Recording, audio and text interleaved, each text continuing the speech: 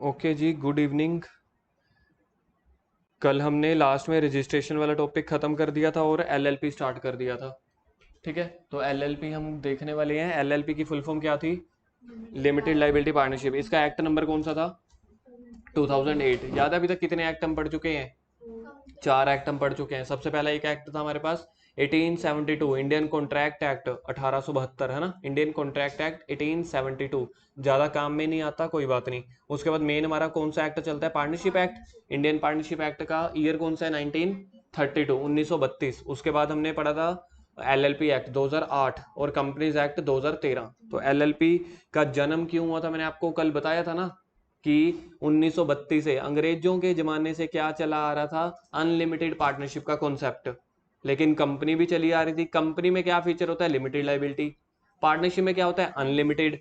तो partnership firm वालों ने क्या बोला था कि हम रहना तो पार्टनरशिप में चाहते हैं, लेकिन हमें कंपनीज एक्ट का कोई एक गुण चोरी करके दे दो। और वो कौन सा गुण है जो आप हमारे माथे पे लगा दो? लिमिटेड लाइबिलिटी वाला।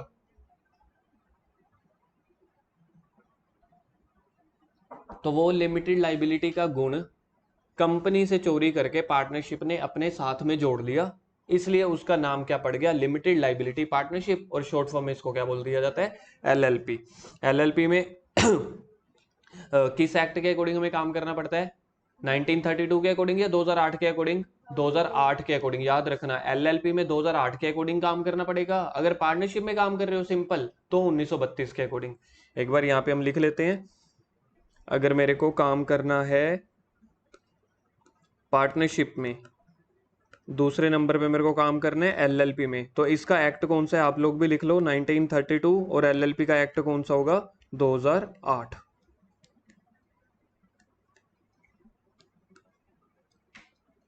ठीक है, ऐसे छोटे छोटे फ्लो चार्ट से बना लिया करो, उससे क्या होता है चीजें याद रह जाती हैं। अब हम पढ़ते हैं इसके बाद एलएलपी की कैरेक्टरिस्टिक्स। सबसे पहला हो गया पार्टनर्स। तो पार्टनर्स के लिए देखो क्या है, इन्होंने बोला कि नोट लेस देन टू। इन्होंने बोला नोट लेस देन टू, तो यहां पे लिखो मिनिमम पार्टनर्स। लिखो जल्दी जल्दी, मिनिमम पार्टनर्स 2।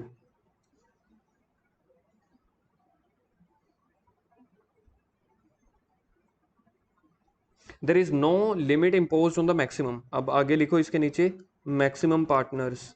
बताओ इसमें क्या लिखूं मैं? अनलिमिटेड लिखो साथ साथ। सारे नोट्स इसी के साथ साथ ही बनाते चले जाने हैं। मिनिमम पार्टनर्स कितने हैं जी? 2। मैक्सिमम पार्टनर्स कितने हैं जी? अनलिमिटेड। किस में? एलएलपी में। अब सोच के देखो, ये तो हो गए एलएलपी के। अब मैं यहाँ पे किसके लिख रहा हूँ? पार्टनरशिप के। है आपके पास जगह? हाँ। मिनिमम पार्टनर्स एलएलपी में, सॉरी पार्टनरशिप में 2। Maximum partners 50। ये आपका बन गया एक फ्लो चार्ट सा, जहां पे आपको कंपैरिजन हो जाएगा। अच्छा, अब इसके बाद देखो और कौन कौन लोग पार्टनर एलएलपी में पार्टनर बन सकते हैं। कहते हैं इंडिविजुअल। यार इंडिविजुअल तो पार्टनर बन ही सकते हैं ना, जैसे कि मैं, मिस्टर राम, मिस्टर श्याम, कोई भी। कोई और एलएलपी, जैसे समझ लो एक एलएलपी 1 है, वो किसी और एलएलपी में ना भी पार्टनर बन सकती है। समझ में आया कैसे? जैसे समझ लो ये इजी डे है। समझ लो इजी डे भी एक एलएलपी है, एलएलपी नंबर 1। तो दूसरी एलएलपी का नाम बताओ इजी डे जैसा, और क्या होता है? मोर। हाँ मोर। मोर ये भी एलएलपी है, ये एलएलपी 2। इन दोनों के अंदर कम से कम कितने मेंबर होने चाहिए पार्टनर्स? दो दो ना, कम से कम मिनिमम 2। तो मतलब कि मोर जो है ना, वो इसके अंदर पार्टनर बन सकती है, ये होता है मतलब। जब पार्टनरशिप था ना, पार्टनरशिप के अंदर वहां पे सिर्फ इंडिविजुअल ही पार्टनर बन सकते थे। यहाँ पे इंडिविजुअल तो बन ही सकते हैं, लेकिन कोई और एलएलपी हो ना, कोई और बिजनेस, वो भी यहाँ पे पार्टनर बन सकती है। तो यहाँ पे एलएलपी भी पार्टनर बन सकती है, इंडिविजुअल भी पार्टनर बन सकता है। इजी पॉइंट है। उसके बाद कोई कंपनी, ये भी खतरनाक है। कोई कंपनी भी एलएलपी के अंदर पार्टनर बन सकती है।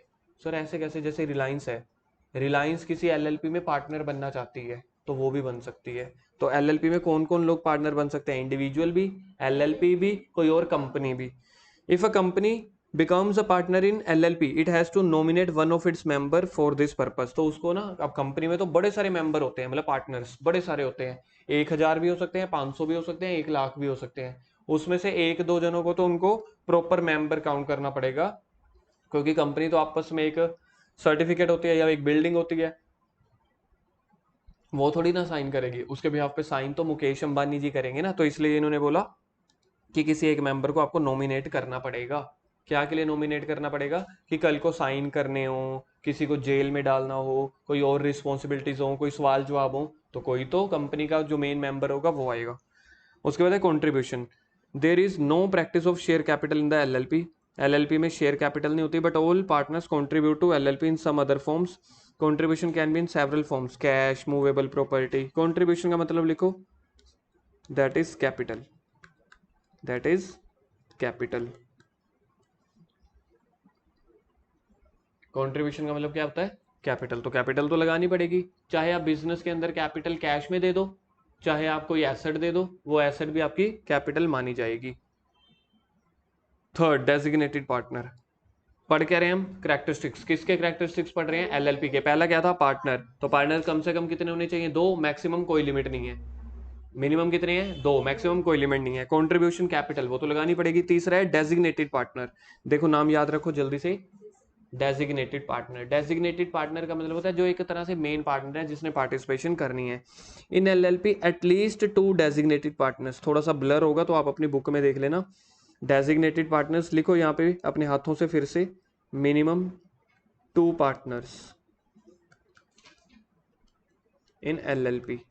मिनिमम 2 डेजिग्नेटेड पार्टनर्स होने चाहिए किसमें? एलएलपी में। डेजिग्नेटेड पार्टनर्स का सिंपल मतलब होता है जो एलएलपी एक्ट के अकॉर्डिंग सारे काम करेगा, हम उसको उसके लिए रिस्पॉन्सिबल मानेंगे, मतलब एक जेन्युइन सा जो भी, हाँ, जो मेन बंदा होगा। और designated partner who has been designated through the incorporation document, मतलब उसका में उसका नाम होना चाहिए कि मैं मेन पार्टनर हूँ। The designated partner are responsible for implementing all the provision of this act. मतलब वो सारे एलएलपी जो एक्ट बना हुआ है उसको फॉलो करवाएगा बाकियों को। समझ लो 50 पार्टनर्स हैं, उसमें से कम 2 डेजिग्नेटेड हो जो बाकी सभी को कहे कि एलएलपी एक्ट में ऐसे लिखा हुआ है तो मैंने ऐसे बिजनेस करने। Third, fourth, director identification number. इसके ऊपर लिखो डिन, शॉर्ट फॉर्म में इसको बोला जाता है डिन। डिन की फुल फॉर्म याद करो जल्दी जल्दी। डायरेक्टर आइडेंटिफिकेशन नंबर बोलो एक बार, डायरेक्टर आइडेंटिफिकेशन नंबर। जैसे यार आप लोगों का आधार नंबर मेरे को बताओ, सिमर और प्रिया, आप लोगों का जो आधार नंबर होगा अलग अलग होगा या सेम होगा? वो वहां पे एक तीसरी स्टूडेंट बैठी है उसका अलग होगा, मोबाइल नंबर भी अलग होगा। तो ऐसे ही ना जो कंपनी के अंदर एलएलपी के अंदर ना डेजिग्नेटेड पार्टनर्स वगैरह होते हैं ना, तो उनको एक अलग नंबर लेना पड़ता है गवर्नमेंट से, उसको बोलते हैं डायरेक्टर। डायरेक्टर का मतलब होता है जो मेन बंदा है, ठीक है, जो बाकियों को काम करवाते हैं, उसका आइडेंटिफिकेशन नंबर। तो मतलब कि उसको शॉर्ट फॉर्म में क्या बोला जाता है? डिन।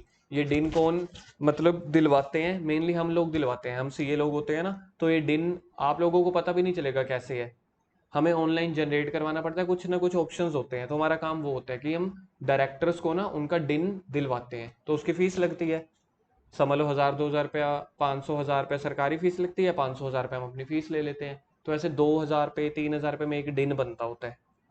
नॉर्मली लोगों को पता भी नहीं होएगा, जो स्कूल टीचर्स होते हैं उनको नहीं पता होगा ये डिन क्या होते हैं, कैसे बनते हैं।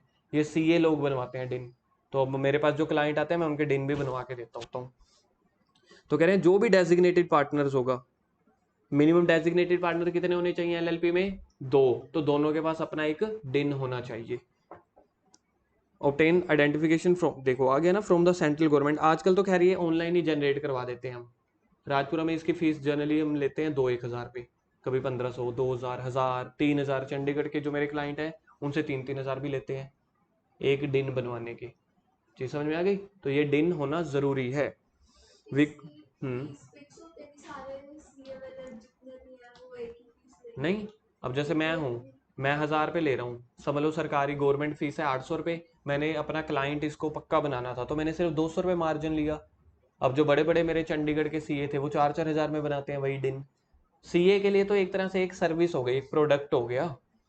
आगे डिजिटल सिग्नेचर। जो भी ये डेजिग्नेटेड पार्टनर्स है ना या जो फर्म है, इनका एक ना अलग से सिग्नेचर बनते हैं। बेटा याद रखना, आप लोगों के सिग्नेचर, जैसे समझ लो प्रिया, प्रिया के सिग्नेचर ये चल रहे हैं, ठीक है, सिमर के सिग्नेचर ये, इसने ऐसे ऐसे कर दिया, मेरे सिग्नेचर जैसे ये होगी। भूल जाओ ये जमाना, अब आजकल का जमाना नहीं चलता। आजकल जो जमाना है वो डिजिटली जमाना है, ठीक है। पूरा नाम लिखना नहीं पड़ता, उससे डिजिटल का क्या लेना देना हुआ। अब अमिताभ बच्चन ने साइन करना है, ऐसे थोड़ी लिखेगा अमिताभ, डिजिटल का मतलब होता है कि आजकल सारा कुछ आपका ना एक डिजिटली पेन ड्राइव में कवर होता है। मैं आपको दिखाऊं आप अपने डिजिटल सिग्नेचर, मेरा बैग कहाँ है, मैं अभी आप लोगों को डिजिटल सिग्नेचर दिखाता हूँ क्या होते हैं। वेट करो, आजकल ऐसे साइन नहीं होता है, आजकल डिजिटली साइन होती है।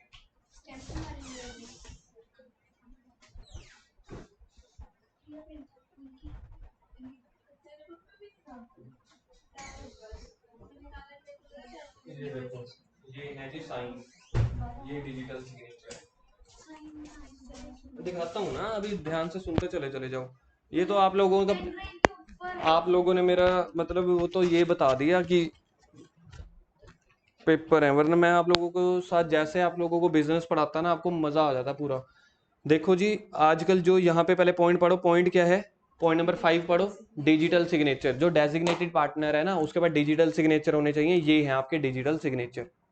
इसके अंदर ना, ये देखो ये लिखा हुआ है, ध्यान से देखो, कैमरे वालों को भी ठीक है, मेरा नाम दिख रहा है। ये तो खैर नाम तो वैसे ही है कि किसी के मिक्स ना हो जाए, हर क्लाइंट के ना ऐसे डिजिटल सिग्नेचर बनते हैं पेन ड्राइव टाइप के। इसके अंदर ठीक है, इसके अंदर क्या क्या इंक्लूड है, इसके अंदर मेरा आधार कार्ड गया हुआ है, इसके अंदर एक मेरी ना वीडियो बन के, वीडियो में मेरे को बोलना पड़ता है मेरा नाम क्या है, मेरी डेट ऑफ बर्थ क्या है, मेरी सारी डिटेल, मेरा आधार, मेरा पैन, सारी डिटेल मेरे इसके अंदर गई हुई है। फिर गवर्नमेंट ने ना एक कंपनी को अप्रूव किया हुआ है, ये कंपनी का नाम है ई मुद्रा। उस ई मुद्रा के थ्रू मैंने ये डिजिटल सिग्नेचर बनाई, उसको ऑथराइज किसने किया, सेंट्रल गवर्नमेंट ने। तो ये सारे डॉक्यूमेंट को कंपाइल करके गवर्नमेंट से अप्रूवल लेके ना, मेरी सारी इंफॉर्मेशन को एक अलग से पेन ड्राइव में डाल देते हैं, इसको बोलते हैं डिजिटल सिग्नेचर। अब मेरे को कोई अगर ये जब अपनी एलएलपी खुलवानी है ना, डेजिग्नेटेड पार्टनर, मैंने आपको कितने पार्टनर्स बोले हैं समझ लो, टोटल बिजनेस में 50 पार्टनर्स हैं, उसके अंदर जो दो है ना, सिर्फ दो बंदे, ये और ये डेजिग्नेटेड पार्टनर है। तो डेजिग्नेटेड पार्टनर्स को ना कई डॉक्यूमेंट्स के ऊपर साइन करने पड़ते हैं, कभी तो ऐसे फिजिकली, लेकिन कई होते हैं जो ऑनलाइन साइन करने पड़ते हैं। तो ऑनलाइन साइन मेरे इसके थ्रू होते हैं, मैंने ये लगा दिया। ये जिस भी सॉफ्टवेयर में मैं लगाऊंगा, जो एलएलपी का समझ लो मांग रहा होगा, या कोई भी इंफॉर्मेशन, चाहे इनकम टैक्स वाले चाहे जीएसटी वाले, ये पेन ड्राइव जब उनके सॉफ्टवेयर में लगेगी, मेरा डेटा अपने आप कैप्चर हो जाएगा वहां से ऑटोमेटिकली। तो इसका मतलब है मैंने वहां पे साइन कर दिया, मतलब मेरी केवाईसी पूरी हो गई। तो इसको बोलते हैं डिजिटल सिग्नेचर। जाके पूछना किसी स्कूल वालों को, उनको पता है डिजिटल सिग्नेचर होता क्या है, कौन सी कंपनी बनाती है, कैसे बनता है। ये है ई मुद्रा। ऐसे एक होती है कैप्रिकॉन, एक होती है साइन डिजिटल इंडिया, ऐसे कई तरह की कंपनीज होती हैं जो ये डीएससी बनाते हैं। तो ये डीएससी, अब जैसे मेरे क्लाइंट आते हैं ना, तो हम भी बनाते हैं। ये डीएससी बनता होता है 700-800 रुपए का। अब जैसे समझ लो प्रिया है या आप हो, आप लोग एक डेजिग्नेटेड पार्टनर बने, तो आपको डीएससी बनाने पड़ेंगे। क्यों? क्योंकि देखो यहाँ पे लिखा हुआ है डिजिटल सिग्नेचर, इसको शॉर्ट फॉर्म में बोला जाता है डिजिटल सिग्नेचर सर्टिफिकेट, डीएससी। क्या बोला जाता है इसको शॉर्ट फॉर्म में? डीएससी। यहाँ पे भी देखना कहीं वर्ड होगा, डिजिटल सिग्नेचर सर्टिफिकेट, डीएससी। तो अगर कल को आपको जरूरत पड़ी तो आपको डीएससी बनाने पड़ेंगे। ठीक है, अभी आपको जरूरत नहीं है ना, क्योंकि कभी जरूरत पड़ी ही नहीं। जब कल को कभी समझ लो बैंक में अकाउंट खोलना है, इनकम टैक्स रिटर्न भरनी है, कई तरह की चीजें होती हैं जहाँ पे हमारे फिजिकली मैनुअल सिग्नेचर नहीं हो पाते होते ऑनलाइन के आजकल के जमाने में। आजकल 80 90 70% जो काम है डीएससी ने ले लिया है। तो हर डेजिग्नेटेड पार्टनर को ये डीएससी बनानी पड़ेगी। कहाँ से बनती है? सीए के ऑफिस में। तो हम भी बनाते हैं। तो इसकी रेंज होती है 500 रुपये से लेके 5,000 रुपये तक। जैसे समझ लो गवर्नमेंट की कोई साइट है या कोई काम है, वो मांगते हैं क्लास 2। क्लास 2 सबसे नीचे वाली होती है, ये वाली 700-800 वाली। फिर होती है क्लास 3, वो बनती है 2-3 हजार की। ऐसे अलग अलग चीजें होती हैं। तो समझ गए अब डीएससी क्या होता है? डिन समझ गए? डिन का मतलब क्या होता है? डायरेक्टर का अपना आइडेंटिफिकेशन नंबर। तो ये सॉर्ट ऑफ एक तरह से डिन टाइप का ही होता है, लेकिन फॉर्मेलिटीज अलग अलग है। देखो यहाँ पे क्या लिखा हुआ है, for the registration of LLP like E form 1, E form 2, E form 3। तो जब एलएलपी हमें बनानी पड़ती है ना, तो ये फॉर्म फिल करने पड़ते हैं। क्या करने पड़ते हैं? ये फॉर्म फिल करने पड़ते हैं ऑनलाइन।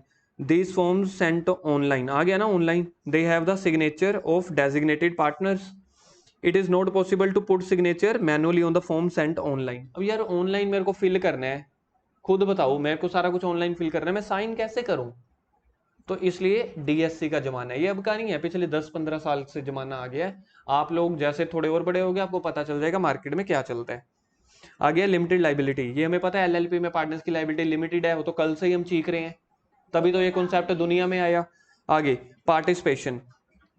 पार्टिसिपेशन का मतलब होता है जैसे एक कंपनी है ना, अब देखो ये कंपनी है, मेरे पापा के पास रिलायंस कंपनी के शेयर्स हैं, मेरे पापा के पास ना रिलायंस कंपनी के शेयर्स हैं, कितने शेयर्स हैं, 100 शेयर्स खरीदे थे, ठीक है। अब ये थोड़ी है वो रिलायंस में जाएंगे और उसको बोलेंगे हट यार मैं तो शेयर होल्डर हूँ, शेयर होल्डर का मतलब होता है ओनर, 1000 शेयर का मालिक मैं हूँ, हट भाई मेरे को ये लैपटॉप दे, हट भाई आज गाड़ी मैं चलाऊंगा, ऐसे थोड़ी होता है। ओनर्स जो हैं उन्होंने पैसा लगा दिया लेकिन वो कंपनी के अंदर काम नहीं कर सकते। लेकिन यहाँ पे क्या होता है, लिमिटेड लाइबिलिटी में जो भी मेंबर होंगे ना सारे पार्टनर्स आके काम भी कर सकते हैं। सर अभी जैसे आपके पापा ने शेयर खरीदे हम्म, तो उनको टाइम टू टाइम कुछ मिलता है? हाँ उनको प्रॉफिट मिलता है हर साल, क्योंकि मालिक है ना, तो प्रॉफिट मैंने आपको हमेशा बताया 31 मार्च को कैलकुलेट होता है, तो इस प्रॉफिट का नाम होता है डिविडेंड। प्रॉफिट को बस कंपनी वाले डिविडेंड बोलते हैं, है प्रॉफिट ही। तो जितने के मैंने शेयर खरीदे हुए हैं उतने का प्रपोर्शनेटली प्रॉफिट मेरे हमें हर साल चेक आता है, पापा को ना, पापा के नाम पे चेक आ जाता है। हाँ, अब जैसे अगर आपने 1000 की जगह 10 लाख शेयर खरीदे हैं तो आपको उस प्रपोर्शनेट में प्रॉफिट मिलेगा। यार सिंपल सी बात है ना, मैंने 1000 रुपये लगाया मेरे को उसका प्रॉफिट मिलेगा, आपने 10 लाख लगाया आपको उसके बदले में, तो ऐसे। तो पार्टिसिपेशन में क्या है कि कंपनी में सारे मेंबर जो है ओनर वो काम नहीं कर सकते होते, उन्होंने पैसा लगा दिया, घर बैठो भाई, कंपनी हर साल प्रॉफिट कमाएगी, आपका प्रॉफिट घर पे भेज देगी, और अगर कंपनी लॉस में है तो फिर आपको कुछ नहीं मिलेगा। Apparently can actively in the partnership, तो यहाँ पे पार्टिसिपेशन सब करते हैं। सेपरेट लीगल एंटिटी, इसको ऊपर लिखो, लाइक कंपनी, उसके ब्रैकेट में लिखो दैट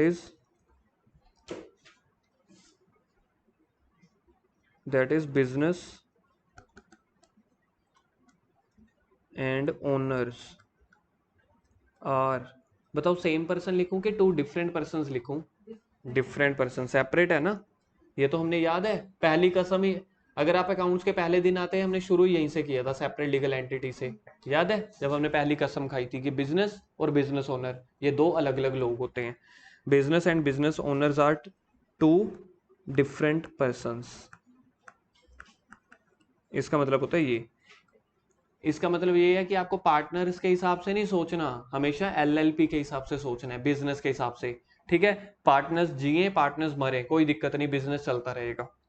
उसके बाद है क्रिएशन, तो एलएलपी को क्रिएट कौन करता है, सिमर पढ़ना, the LLP is created by law and its registration is a must. पहले 1 मिनट, क्रिएटेड बाय लॉ के ऊपर लिखो, बताओ कौन सा लॉ है एलएलपी का? 2013 एलएलपी का यार सिमर, का 2008 ऐसे पेपर दोगे, लिखो ऊपर बाय लॉ, लिखो that is LLP act 2008, LLP act 2008 लिख दिया? बड़ी फास्ट लिखते हो आप या मिस कर देते हो? अच्छा, इसके ऊपर लिखना था लो के ऊपर, वो पेज नहीं है ना वो वाला। फोटो स्टेट नहीं कराया अभी? अच्छा कहाँ है इसका, है? हाय हाय जल्दी निकालो, अभी 10 मिनट पड़े। अच्छा फिर आप मांग क्यों नहीं रहे? वो आप आगे थे ना पहले दिन।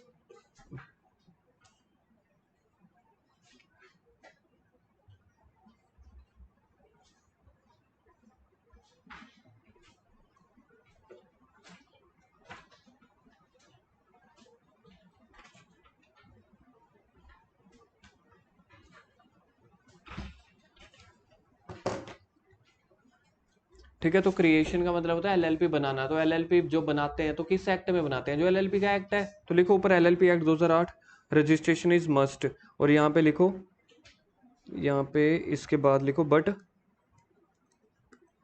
बताओ क्या लिखवाने वाला हूँ, but registration of partnership is not must, है ना, ऑफ पार्टनरशिप इज ऑप्शनल, लिखो, ये तभी लिखवा रहा हूँ ताकि दोनों में कंपैरिजन होता रहे, याद रहेगा।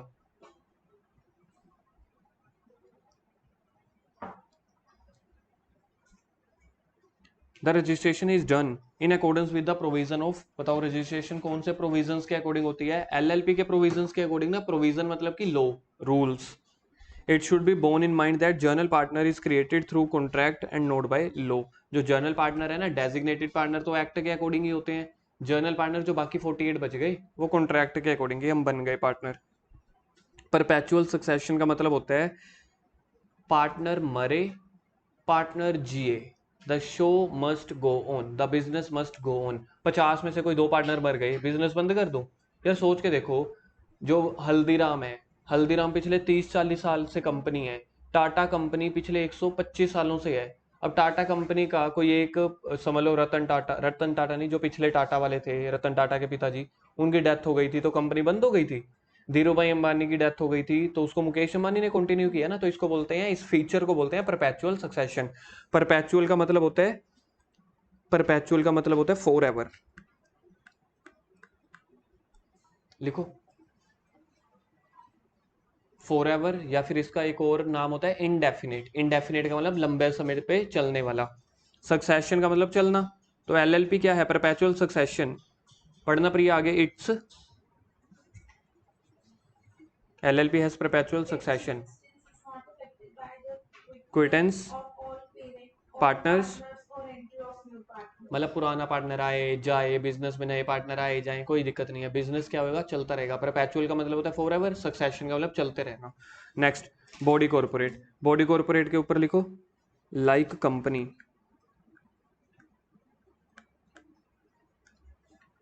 कंपनी के ना 2-3 मेन फीचर होते हैं। लिमिटेड लाइबिलिटी, वो तो हमें पता लग ही गया। Perpetual succession, separate legal entity, तो यही के यही सारे फीचर एलएलपी को भी तो मिले हैं ना, इसलिए क्या बन गया आपस में? Body corporate. LLP is a body corporate. Body corporate refers to that organisation जिसकी क्या होती है? Separate legal entity. तो कह रहे हैं इसलिए इनको बॉडी कॉर्पोरेट बोल दिया जाता है, चाहे वो कंपनी, फॉरेन कंपनी, कॉर्पोरेशन, कुछ भी है। तो 11 पॉइंट थे, जल्दी से याद करते हैं क्या क्या है। सबसे पहला आपके पास था पार्टनर्स, फिर था कॉन्ट्रीब्यूशन, कॉन्ट्रीब्यूशन मतलब कैपिटल, फिर डेजिग्नेटेड पार्टनर, डीएससी, डिन। डीएससी और डिन तो हमेशा साथ साथ लेके चलना, डीएससी और डिन। फिर उनकी लिमिटेड लाइबिलिटी है, पार्टनरशिप है, separate legal entity, creation, perpetual succession, body corporate.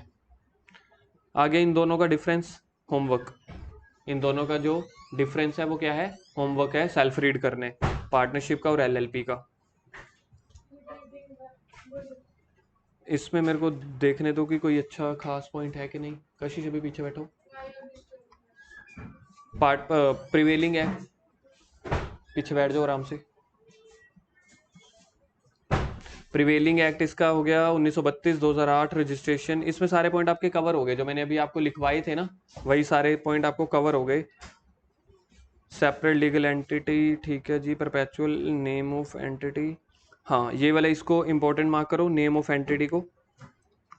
Name of entity का मतलब होता है बिजनेस का क्या नेम आपने रखना है। पहला क्या चल रहा है? पार्टनरशिप। ये देखो, any name as per the choice, करो जी सर्कल इसको, एज पर द चॉइस को, may be given, not necessary to add some special words, मतलब इसके आगे पीछे कोई स्पेशल वर्ड्स लगाने की जरूरत नहीं है। जबकि अगर आपको एलएलपी खोलनी है ना, तो यहाँ पे देखो, the word limited liability partnership are added to the name of LLP. जैसे समझ लो मेरे को अपनी ट्यूशन का नेम रखना है, तरुण मोंगिया क्लासेस, टीएमसी। तो मैं क्या कर रहा हूँ, मैंने ना 3-4 जनों के साथ मिलके ना, सोल प्रोप्राइटर नहीं, मैं एज अ ओनर बन रहा हूँ। तो मैं एज अ ओनर बनना चाहता हूँ, तो मैंने क्या रख लिया? TMC LLP. तो मेरे को ये नाम रखना पड़ेगा अगर मेरे को एलएलपी ओपन करवानी है। अरे जल्दी बंद करो, बैठो। क्या करवाना पड़ेगा? इधर देखो जी, टीएमसी एलएलपी। तो अगर मेरे को एलएलपी खोलनी है तो मेरे को अपने नाम के लास्ट में एलएलपी खोलना पड़ेगा। समझ लो रिलायंस ने एलएलपी खोलनी है तो उसको नाम क्या रखना पड़ेगा? Reliance LLP, limited liability partnership.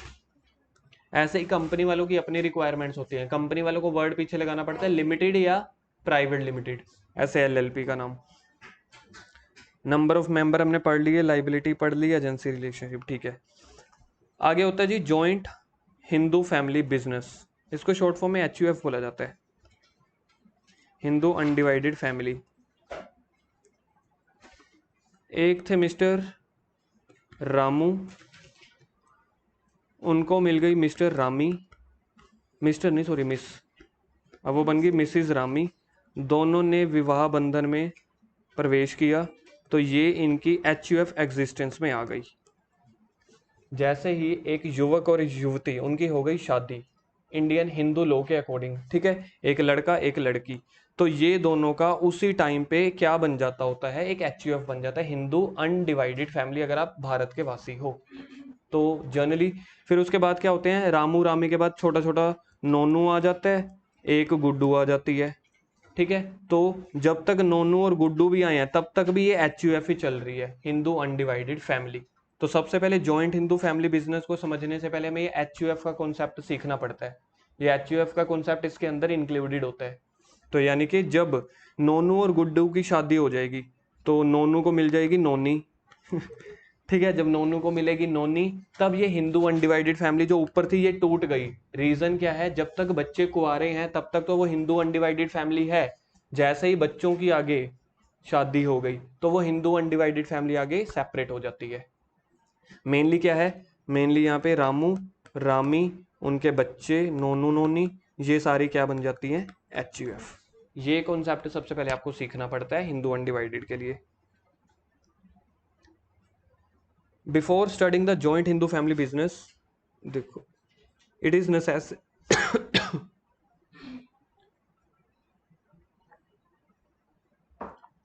it is necessary to understand the meaning of joint Hindu family. Joint Hindu family को लिखो, that is HUF, Hindu undivided family. पढ़ के देखते हैं क्या है जी। अकॉर्डिंग टू हिंदू लॉ, एक लॉ बना हुआ है Hindu law, joint Hindu family is a group of persons, कुछ लोग हैं whose ancestor is the same, under it the unmarried daughters and wives are also included। यही मैंने आपको बोला ना कि जो उसकी बेटी होगी वो अनमैरिड होनी चाहिए, वाइफ अनमैरिड नहीं होनी चाहिए, वाइफ उसकी शादी हुई होनी चाहिए। किसके साथ, उसी बंदे के साथ, उसको बोला जाता है कर्ता, जो मेन हेड हो गया उसको कर्ता। तो उसकी वाइफ को इंक्लूड कर लिया, उसकी अनमैरिड डॉटर को इंक्लूड कर लिया। तो यहाँ पे आप लोगों ने यहाँ पे सर्कल करना है अनमैरिड डॉटर। अगर मैरिड डॉटर हो गई तो वो HUF में डिवाइडेड वो अनडिवाइडेड फैमिली का पार्ट वो नहीं रहेगी, ठीक है। अब इसमें दो चीजें होती हैं, एक होता है कोपार्सनरी, एक होता है कॉमन प्रॉपर्टी। कोपार्सनरी का मतलब होता है ownership, coparcenary means a common ownership in a ancestral property. Ancestral को लिखो मेन हेड, मेन हेड यानी कि जो हस्बैंड हो गया उसको और क्या बोला जाता है, कर्ता। मेन हेड या फिर उसको बोला जाता है कर्ता, ये फैमिली का मेन हेड होगा। Coparcenary is created by law and not by any contract. एक लॉ के अकॉर्डिंग, लॉ का नाम होता है Hindu law. According to it individual gets a right in ancestral property immediately after the birth. जैसे ही बच्चे का जन्म हुआ, अगर ये चीज नहीं समझ आती तो कोई भी पुरानी बॉलीवुड मूवीज देख लेना, जब बच्चा घर छोड़ के जाना चाहता है तो बोलता है कि मेरे को मेरा हिस्सा दो।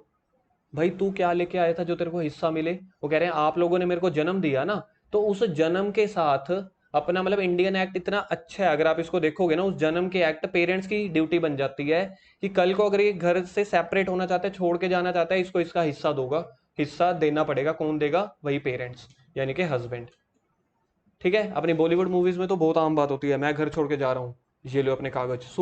सूर्यवंशम देख लेना कि अपने कागज उठाओ और चले जाओ यहाँ से, मतलब कि अपनी जमीन के हिस्से। कब तक? जब तक उसकी शादी नहीं हो रही, लेकिन लड़के को हमेशा मिलता ही है। The person is known as co partner. Co partner मतलब पर्सन, ये पता है किसको बोल रहे हैं? ये वाले पर्सन को हम बोल रहे हैं वो बेटा जो था ना उसका सन। जो मेन हेड है उसको बोलते हैं एंस्ट्रल, मतलब कि कर्ता। जो उसके बाकी और छोटे छोटे वाइफ हो गई, अनमैरिड डॉटर हो गया, बेटा हो गया, उसको बोलते हैं coparcener. This individual can also ask for a division of the ancestral property. Ancestral मतलब समझ गए ना, हस्बैंड जो उसका पिता है, तो उसको बोल सकता है डिवाइड करो भाई प्रॉपर्टी मेरे को दो। अगर पिता बोले क्यों? क्योंकि आप लोगों ने मुझे पैदा किया है। तो हिंदू लोग बर्थ के टाइम पे ही एक बेटे को या उसकी बेटी को अधिकार दे देते हैं कि कल को अगर कुछ भी ऊपर नीचे होता है या कुछ भी है, आपको प्रॉपर्टी में से हिस्सा मिल जाएगा। और उसके बाद है कॉमन प्रॉपर्टी। ये जो इसकी सारी प्रॉपर्टी होगी वो तब तक अनडिवाइडेड तक, जब तक वो डिवाइड नहीं हो जाते, कल को वो नोनू की शादी नहीं हो जाती, नोनी नहीं आ जाती, तब तक उसको सारी उसकी प्रॉपर्टी में हिस्सा मिलता रहेगा। Ancestral property, property created with the help of, कुछ भी है, या फैमिली की प्रॉपर्टी होगी, किसको हिस्सा मिलता रहेगा? जो को पार्टनर थे ना, वो बेटा बेटी या वाइफ, उसको क्या बोला जाता है? को पार्टनर। तो उनको उस प्रॉपर्टी में हिस्सा मिलता रहता है। यहाँ पे अपने बिजनेस में इसका छोटा सा ही कॉन्सेप्ट है। अल्टीमेटली वैसे ये बीकॉम में जाके आप पूरा डिटेल में पढ़ते हो, हमारे लिए जितना नॉलेजेबल है इतना ही, बाकी करेंगे हम कल।